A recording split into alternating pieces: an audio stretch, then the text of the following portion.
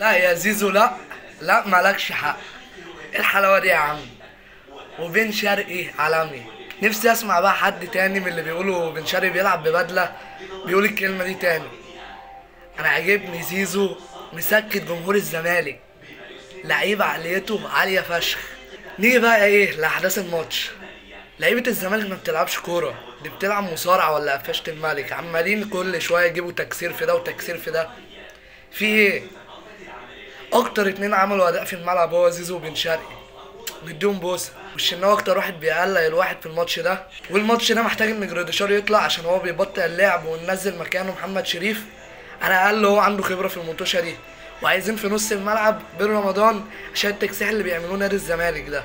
زيزو عاجبني قوي عشان مش مدي اي اهتمام للجمهور، الجمهور شتمه والرد فعلا في الملعب.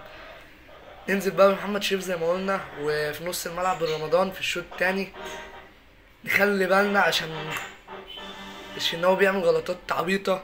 أكتر حركة بتضحك قبل الماتش ما يبدأ هو حسام عبد المجيد وهو لابس الحصان وبيعمل فيديو تقديمه للأهلي، بتضحكني فشخ. فيلا يا رجالة، الشوط التاني بتاعنا والبطولة إن شاء الله بتاعتنا. ويا بيضة ما تخافيش، السوبر بتاعنا ما تعيطيش.